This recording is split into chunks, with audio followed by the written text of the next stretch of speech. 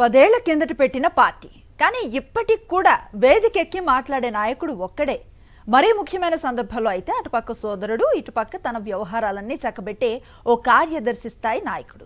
ఏ జిల్లాకెళ్ళినా అంతా అభిమానులే తప్ప వాళ్ళలో ఒక్కరు నాయకులు ఉండరు.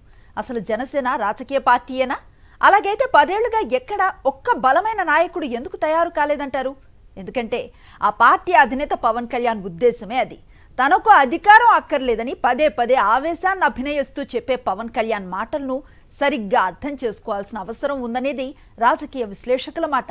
ఎందుకంటే 2014 ఎన్నికల్లో ఆయన చంద్రబాబుకు భేషరతుగా మద్దతును ప్రకటించారు. చంద్రబాబు గెలిచారు. కానీ 2019 వచ్చేసరికి బాబు ప్రభుత్వంపై వ్యతిరేకత బాగా పెరిగిపోవడంతో ఆ వ్యతిరేక ఓట్లన్నీ వైఎస్ఆర్సీపీకి గంపగుత్తగా పడకుండా చేల్చాలని చంద్రబాబు ఆదేశించడంతో కొత్త పాత్రను పోషిస్తూ బాబు స్నేహితుడి నుంచి బాబు ప్రతినాయకుడి పాత్రలోకి మారిపోయారు.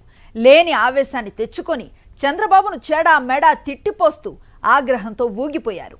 రక్తి కట్టించాలనుకున్నారు. కానీ సినిమా ఫ్లాప్ అయింది. వైఎస్ జగన్మోహన్ రెడ్డి అఖండమైన మెజారిటీతో గెలిచారు. మరిప్పుడు అదే చంద్రబాబు కదా. అప్పటికీ ఇప్పటికీ ఆయనలో ఏం మారిందంటే చంద్రబాబు పాత్ర మారింది. ఇప్పుడు ప్రతిపక్షంలోకి వచ్చారు. మళ్ళీ ఎన్నికలు వస్తున్నాయి. ఒంటరిగా అయితే జగన్ను ఎదుర్కోలేదన్నది చంద్రబాబు ఉద్దేశం. పవన్ కళ్యాణ్ తనతో ఉంటే ఆయన సామాజిక వర్గానికి చెందిన ఓట్లన్నీ గంపగుత్తగా వచ్చేస్తాయని ఆశ. కాబట్టి పొత్తు పెట్టుకోవటం ద్వారా వాటన్నింటినీ తనకు బదిలీ చేయాలని పవన్కు ఆదేశించారు. మళ్ళీ పవన్ వేషం మారింది. కాకపోతే 2 సార్లు ఆయన్ను నమ్మి మోసపోయిన ఆ సామాజిక వర్గం మళ్ళీ నమ్ముతుందా? అది కూడా తమను పదే పదే మోసం చేసిన చంద్రబాబుకు అనుకూలంగా ఓట్లేయమంటే వేసేస్తారా? అందుకే పవన్ రకరకాల అభినయాలకు దిగుతున్నారు.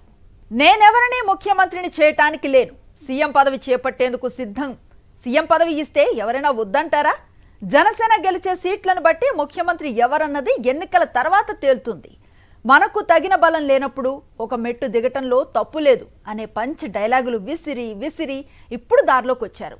తెలుగుదేశంతో పొత్తును వ్యతిరేకించేవారు తనకు అక్కర్లేదని, పొత్తుకు కట్టుబడ్డ వారే తనతో ఉండాలని, తెలుగుదేశం కోసం జనసేన కార్యకర్తలు ప్రతి ఒక్కరూ పనిచేయాల్సి ఉంటుందని కొండబద్దలు కొట్టేశారు. ప్రీ రిలీజ్ ఫంక్షన్కే కోట్లు ఖర్చు చేసిన సినిమా రిలీజ్ అయ్యాక డిజాస్టర్ అని తెలిస్తే ఎలా ఉంటుందో అంతకన్నా దారుణంగా తయారైంది జనసేన అభిమానుల పరిస్థితి. సీఎం ఎవరన్నది అసెంబ్లీ ఎన్నికల తర్వాత టీడీపీ జనసేన చర్చించే నిర్ణయాలు తీసుకుంటాయని పవన్ కళ్యాణ్ చెప్తుంటే అసలే గందరగోళంలో ఉన్న జనసేన అభిమానులపై చంద్రబాబు తనయుడు లోకేష్ ఓ పిడుగు వేశాడు. ఇన్నాళ్లు పవన్ చెప్తున్న మాట పచ్చి అబద్ధమని తేల్చేశారు. ఓ ఛానల్కి ఇంటర్వ్యూ ఇస్తూ పొత్తులో చంద్రబాబే సీఎం అభ్యర్థి, దీంట్లో రెండో ఆలోచనే లేదని తెగేసి చెప్పారు. అంతేకాదు 150 సీట్లలో తమ అభ్యర్థులు ఖరారైపోయారని మరో బాంబు పేల్చారు. ఈ ఇంటర్వ్యూ చూసి జనసేన అభిమానులు హతాశులయ్యారు. ఇన్నాళ్లు తమ బ్రో చెప్పినవన్నీ అబద్ధాలే అని అంటూ చర్చించుకుంటున్నారు.